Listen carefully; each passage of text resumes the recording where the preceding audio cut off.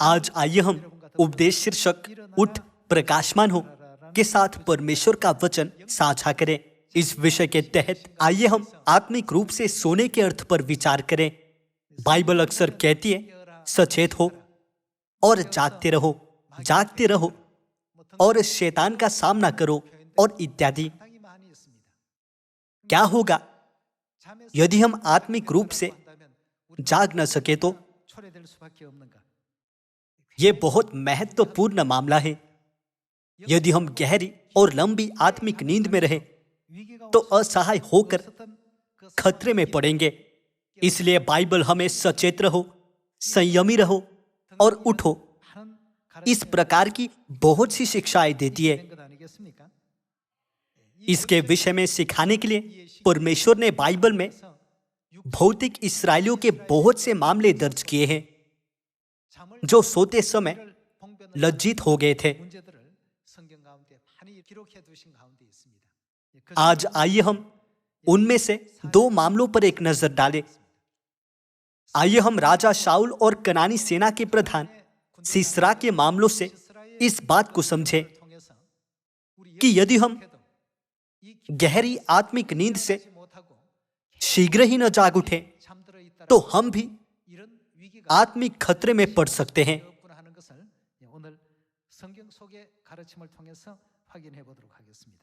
आइए हम 1 शमूएल अध्याय 26 पर एक नजर डालें। राजा शाऊल दाऊद की ईर्ष्या करता था और इसलिए उसने उसे जान से मार डालने के लिए उसका पीछा किया। इस कारण दाऊद हमेशा जानलेवा स्थितियों में था। फिर भी दाऊद ने कहा, परमेश्वर ने राजा शाऊल का अभिषेक किया है, तो मैं परमेश्वर के अभिषिक्त का कैसे विरोध कर सकता हूं? आइए हम उस दृश्य को देखें जहां दाऊद ने राजा शाऊल को, जिसने दाऊद की ईमानदारी को नहीं पहचाना था, कोई हानि नहीं पहुंचाई। आइए हम 1 शमूएल अध्याय 26 आयत 6 देखें। तब दाऊद ने हित्ती अहीमेलेक और सरूयाह के पुत्र योआब के भाई अभिषै से कहा, मेरे साथ उस छावनी में शाऊल के पास कौन चलेगा? अभिषै ने कहा, तेरे साथ मैं चलूंगा।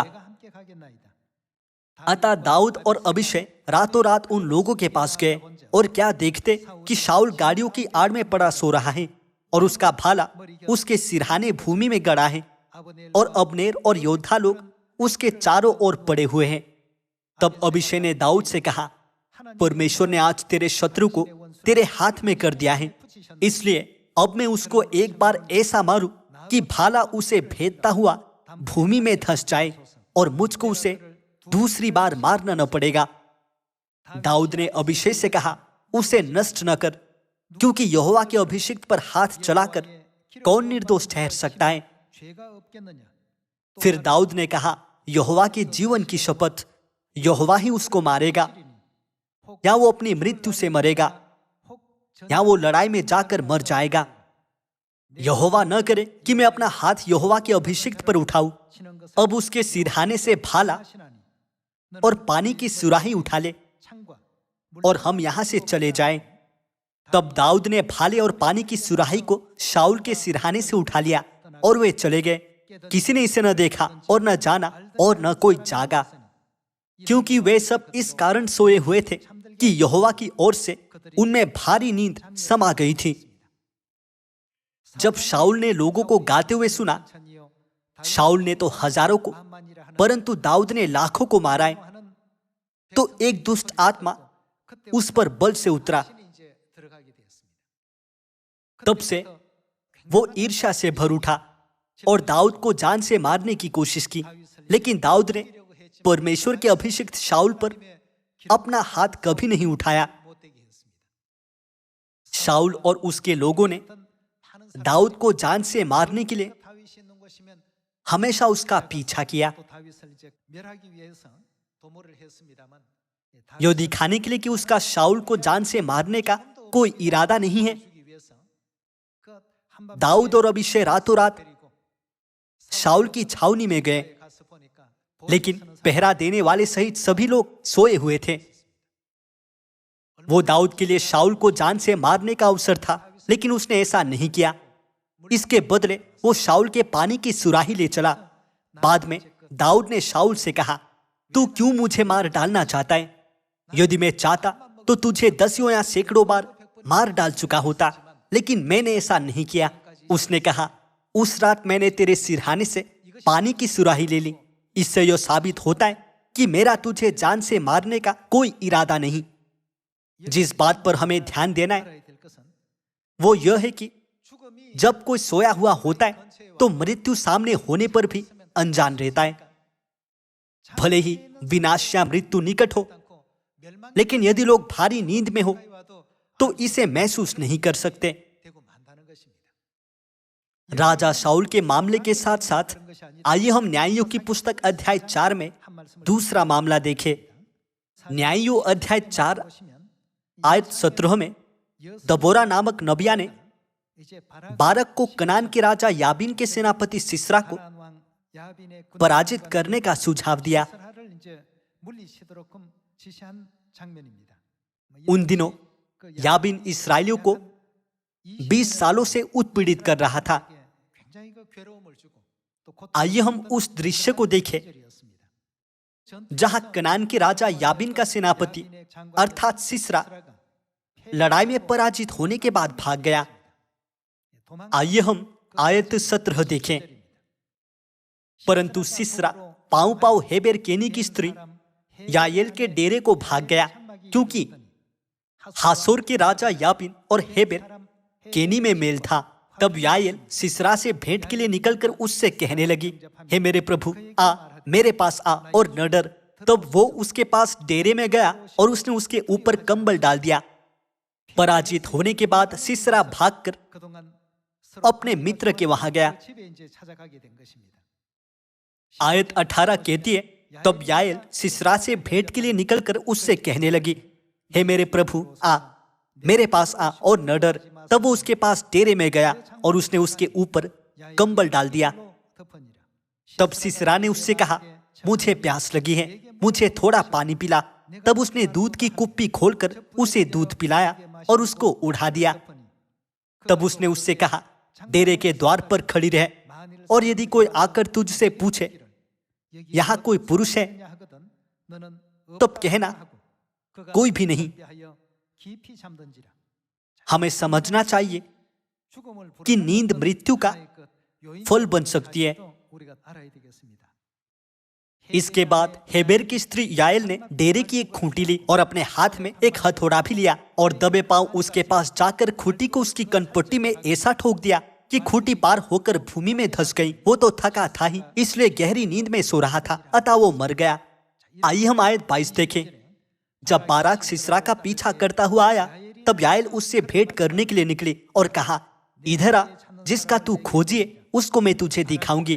तब उसने उसके साथ जाकर क्या देखा कि सिसरा मरा पड़ा है और वह खूंटी उसकी कनपट्टी में गड़ी है। कनान के राजा याबीन का सेनापति अर्थात सिसरा, जिसने 20 सालों से इस्राएलियों को उत्पीड़ित किया था, अंत में मर गया, क्योंकि वह भारी नींद में था। उसने उनके वहां जाकर, जिनका कनान के राजा के साथ घनिष्ठ संबंध था, शरण मांगा ताकि वो कुछ समय तक विश्राम कर सके। अंत में जब वो सोया हुआ था तो वो मारा गया।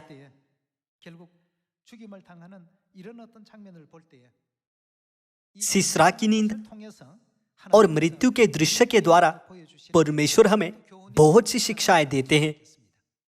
राजा शाऊल भारी नींद और खतरे में था, क्योंकि यदि दाऊद चाहे तो उसकी जान ले सकता था। कनानी सेना का प्रधान सिसरा भी भारी नींद में पड़ा और मारा गया। तब हमारी आत्मिक अवस्था के विषय में क्या? यदि हम आत्मिक रूप से भारी नींद में पड़े तो हम किसी भी समय शैतान के हमें नष्ट किए जाने के खतरे में पड़ जाएंगे। इसलिए परमेश्वर हमें बाइबल की सारी शिक्षाओं और अपने नबियों के द्वारा चेतावनी देते हैं, सचेत रहो और जागते रहो। इसका अर्थ यह नहीं कि हमें शारीरिक रूप से जागते रहना है। इसका अर्थ यह है कि हमें विश्वास को खोए बिना सचेत रहना चाहिए। जब शाऊल सोया हुआ था तो उसने नहीं जाना कि विनाश उसके निकट है। जब सीसरा भारी नींद में था तो वह मारा गया। इन मामलों से हमें एक और बार इस बात को समझना चाहिए कि कैसे भारी नींद दयनीय विनाश का कारण बन सकती है। इसलिए हमें चाहिए कि हम भारी नींद में पड़े बिना सचेत रहें। आइए हम 1 पतरस अध्याय 5 आयत 7 देखें। अपनी सारी चिंता उसी पर डाल दो क्योंकि उसको तुम्हारा ध्यान है। सचेत हो और जागते रहो क्योंकि तुम्हारा विरोधी शैतान गरजने वाले सिंह के समान इस खोज में रहता है कि किसको फाड़ खाए। विश्वास में दृढ़ होकर और यह जानकर उसका सामना करो। बाइबल आयत 8 में क्या कहती है? सचेत हो। शैतान गरजने वाले सिंह के समान सोए हो की खोज में रहता है। वो उन लोगों का विरोध नहीं कर सकता जो सचेत है। वो उनकी ताक में रहता है जो झपकी ले रहे हैं, जिनमें इच्छा शक्ति नहीं और जो अपने शत्रु को हराने की प्रतिकूल परिस्थिति में है। कौन कमजोर हो रहा है? किसका विश्वास ठंडा पड़ रहा है? स्वर की आशा किसने खोई है? क्या यह ऐसी परिस्थिति नहीं जिसमें वे आत्मिक रूप से सोए हुए हैं? किसी भी समय उनके शत्रु उन पर हमला बोल सकते हैं और वे बाहरी कारकों से नष्ट हो सकते हैं। ये परिस्थितियां आत्मिक नींद को संकेत करती हैं। आइए हम मत्ती अध्याय 24 आयत 42 पर जाएं। यहां कहा गया है, इसलिए क्या करो, जागते रहो क्योंकि तुम नहीं जानते कि तुम्हारा प्रभु किस दिन आएगा। परंतु यह जान लो कि यदि घर का स्वामी जानता होता कि चोर किस पहर आएगा तो जागता रहता और क्या करता, अपने घर में सेंध लगने न देता। इसलिए तुम भी तैयार रहो क्योंकि जिस घड़ी के विषय में तुम सोचते भी नहीं हो उसी घड़ी मनुष्य का पुत्र आ जाएगा। यहाँ भी तैयार रहो पर बार बार जोर दिया गया है। आइए हम अध्याय 25 आयत 10 पर जाएं। जब वे मोल लेने को जा रही थी तो दूल्हा आ पहुंचा और जो तैयार थी वे उसके साथ विवाह के घर में चली गई और द्वार बंद किया गया। इसके बाद वे दूसरी कुंवारियां भी आकर कहने लगी, हे स्वामी, हमारे लिए द्वार खोल दे।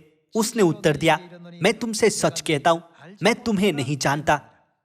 इसलिए क्या करो, जागते रहो क्योंकि तुम न उस दिन को जानते हो न उस घड़ी को। 10 कुंवारियों के दृष्टांत के द्वारा यीशु ने हमें उस भविष्यवाणी के बारे में समझाया जो कहती है कि जो जागे हुए नहीं है वे अनंत स्वर्ग के राज्य में प्रवेश नहीं कर सकते। जो झपकी ले रहे या सो रहे हैं वे अंत में भयंकर विनाश का सामना करेंगे। आइए हम मरकुस अध्याय 13 पर जाएं। मरकुस अध्याय 13 आयत 33। देखो, जागते और प्रार्थना करते रहो क्योंकि तुम नहीं जानते कि वो समय कब आएगा। जो उस मनुष्य की सी दशा है जो परदेश जाते समय अपना घर छोड़ जाए और अपने दासों को अधिकार दे और हर एक को उसका काम बता दे और द्वारपाल को जागते रहने की आज्ञा दे। इसलिए जागते रहो क्योंकि तुम नहीं जानते कि घर का स्वामी कब आएगा, सांझ को या आधी रात को या मुर्ग के बाग देने के समय या भोर को। ऐसा न हो कि वो अचानक आकर तुम्हें सोते पाए। और जो मैं तुमसे कहता हूं वही सबसे कहता हूं, जागते रहो।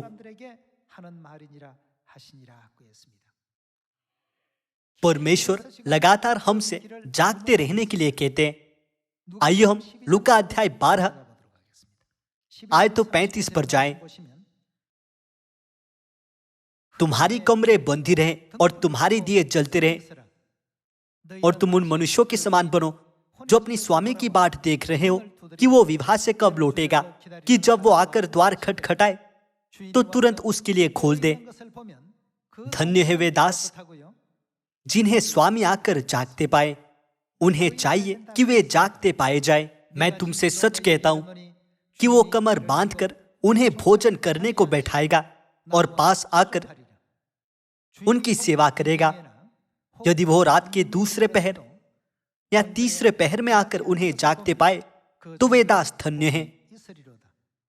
परंतु तुम यो जान रखो कि यदि घर का स्वामी जानता कि चोर किस घड़ी आएगा तो जागता रहता और अपने घर में सेंध न लगने देता। तुम भी तैयार रहो, क्योंकि जिस घड़ी तुम सोचते भी नहीं उसी घड़ी मनुष्य का पुत्र आ जाएगा। बाइबल में ये वचन सचेत हो, जागते रहो निरंतर दोहराए गए हैं।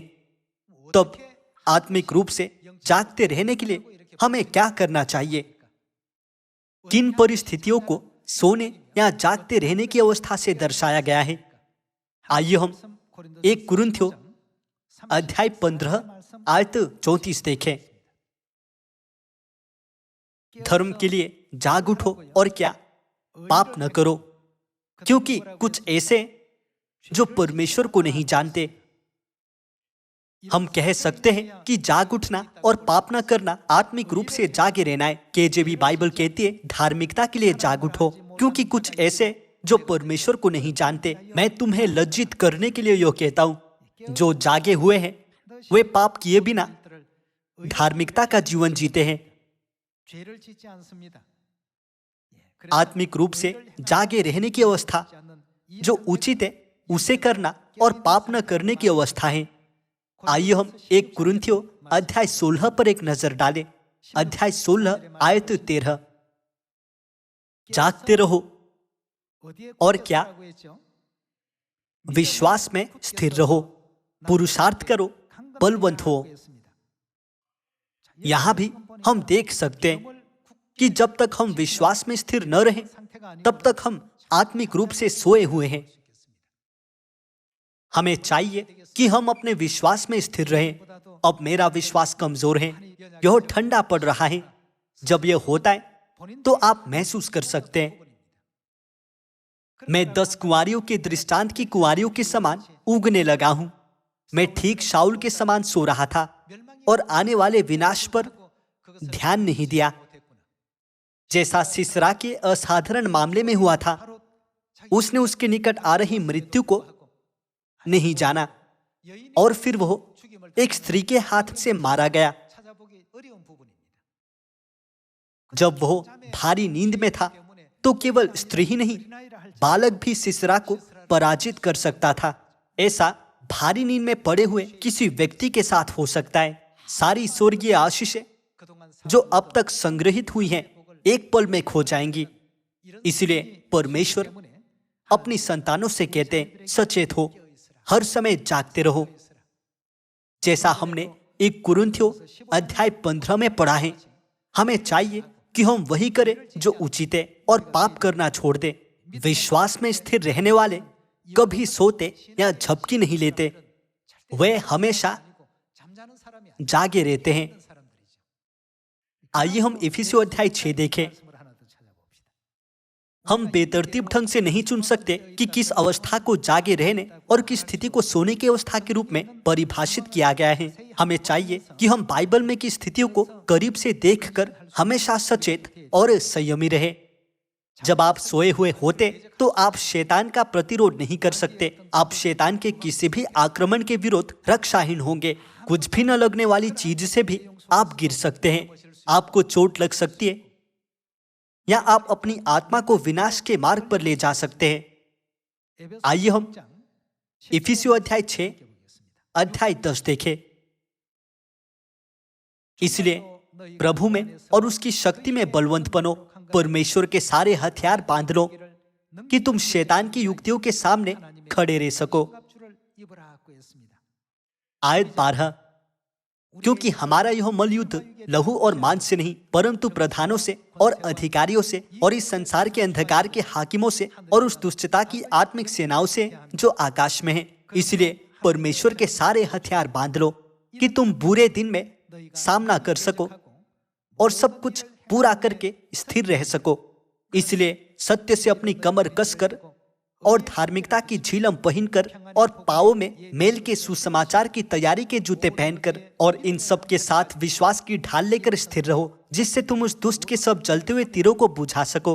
और उद्धार का टोप और आत्मा की तलवार जो परमेश्वर का वचन है ले लो।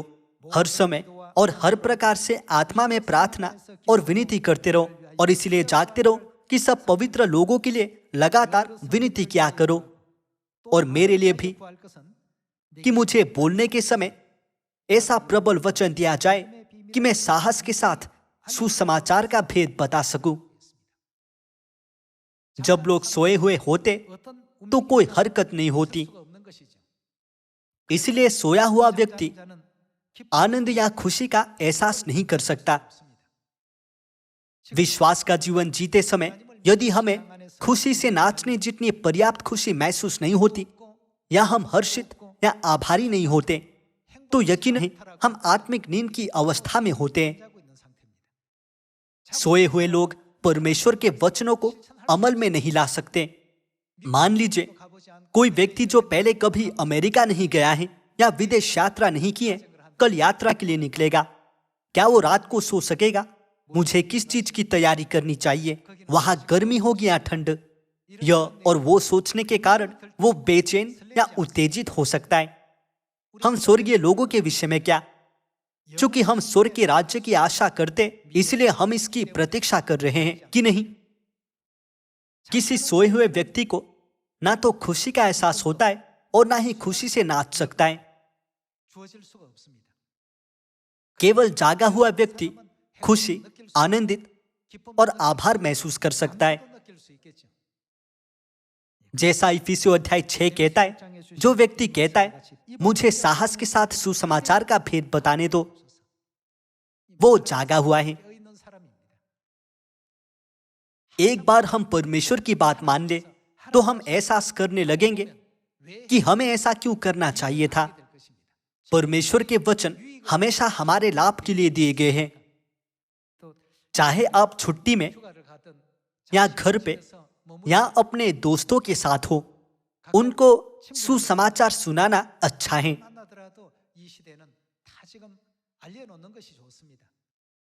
चाहे वे सुने या न सुने, हमें उन्हें सुनाना चाहिए। यह जागे हुओं का काम है। जागे रहने और सोने के बीच प्रभेद करने के लिए आइए हम कुलुसियों अध्याय 4 देखें। आइए हम कुलुसियों अध्याय 4 आयत 2 देखें। प्रार्थना में लगे रहो और धन्यवाद के साथ उसमें क्या जागृत रहो। हमें चाहिए कि हम प्रार्थना में लगे रहें। जब हम प्रार्थना करते तो हमारा मन कैसा होना है? हमें चाहिए कि हम सचेत और आभारी रहें। जो सो रहे हैं वे स्वर्गीय विरासत की महान प्रतिज्ञा पर ध्यान नहीं दे सकते। सोए हुए लोग इसे न तो देख सकते, न सुन सकते और न ही महसूस कर सकते हैं। कोई बात कितनी भी अच्छी क्यों न हो, जो लोग सो रहे हैं वे यो नहीं बता सकते कि वो अच्छी है या बुरी। इसलिए हम सबको सचेत और जागे रहना चाहिए। जब तक हम जाग न उठे तब तक हम सिसरा के समान मारे जाएंगे और शाऊल के समान खतरे में पड़ जाएंगे। यदि हम सब परमेश्वर के हमें सौंपे गए सुसमाचार के मिशन को आगे बढ़ाते हुए जाग उठते हैं और आत्मिक रूप से सोते नहीं, तो परमेश्वर सभी समस्याओं का समाधान कर देंगे। पृथ्वी पर अगर ऐसा कुछ है जो हमें करना चाहिए तो वो पिता परमेश्वर और माता परमेश्वर पर विश्वास करना और सभी देशों को अनंत कर स्वर्ग वापस जाने के मार्ग की गवाही देना है। क्या हमें सभी लोगों को इसे जानने देना नहीं चाहिए? अंत में आइए हम 2 तीमुथियुस अध्याय 2 देखें। किसी व्यक्ति के जागे रहने का दूसरा प्रमाण क्या है? आइए हम 2 तीमुथियुस अध्याय 2 आयत 21 देखें। यदि कोई अपने आप को इनसे शुद्ध करेगा तो वो आदर का बर्तन और पवित्र ठहरेगा और स्वामी के काम आएगा और हर भले काम के लिए तैयार होगा। जवानी की अभिलाषाओं से भाग और जो शुद्ध मन से प्रभु का नाम लेते उनके साथ धर्म और विश्वास और प्रेम और मेल मिलाप का पीछा कर। पर मूर्खता और अविद्या के विवादों से अलग रहे, क्योंकि तू जानता है कि इनसे झगड़े उत्पन्न होते। प्रभु के दास को झगड़ालू नहीं होना चाहिए, पर वो सबके साथ कोमल और शिक्षा में निपुण और सहनशील हो। वो विरोधियों को नम्रता से समझाए। क्या जाने परमेश्वर उन्हें मन फिराव का मन दे कि वे भी सत्य को पहचाने और इसके द्वारा उसकी इच्छा पूरी करने के लिए सचेत होकर शैतान के फंदे से छूट जाए।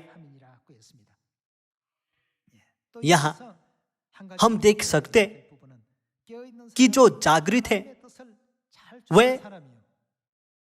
परमेश्वर की इच्छा पर चलते हैं। उनके विषय में क्या, जो सोए हुए हैं, चाहे परमेश्वर कितनी बार भी क्यों न कहे, यह परमेश्वर की आशीष पाने का मार्ग है। यदि तुम यह करो तो हम सब बहुत जल्द स्वर्ग के राज्य में प्रवेश कर सकेंगे। जो सोए हुए हैं वे ना तो परमेश्वर के वचन सुन सकते और ना ही उन्हें अमल में ला सकते। चाहे वे परमेश्वर के वचनों को लाखों बार भी सुने, लेकिन यदि वे उन्हें अमल में न लाए तो क्या उन पर उन वचनों का सकारात्मक प्रभाव पड़ेगा? जब भविष्यवाणी के नायक परमेश्वर के वचनों के प्रति जागेंगे और उन वचनों के अनुरूप कार्य करेंगे तो सारी बातें पूरी हो जाएंगी। परमेश्वर इस तरह से कार्य करते हैं। क्या यह सब परमेश्वर ने हमें आशीष देने के लिए तैयार नहीं किया? जो सो रहे हैं वे असहाय होकर सिसरा और राजा शाऊल के समान होंगे। अब आइए हम न सोए, लेकिन गहरी आत्मिक नींद से जाग उठे।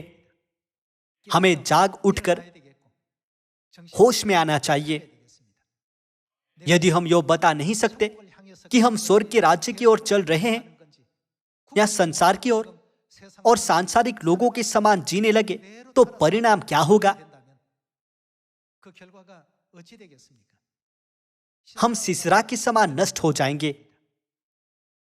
बाइबल में सिसरा के इतिहास के द्वारा जो भारी नींद में पड़ा, जाग नहीं सका और मृत्यु के निकट जा रहा था, परमेश्वर हमें सिखाते कि हमें इस प्रकार की आत्मिक अवस्था में नहीं पड़ना चाहिए। आज हमारे परमेश्वर ने हमें सचेत रहने के बहुत से तरीके सिखाए हैं। जो उचित है वही करो, पाप न करो, विश्वास में स्थिर रहो, मन लगाकर प्रार्थना करो, धन्यवाद करो और परमेश्वर की इच्छा पर खुशी से चलो।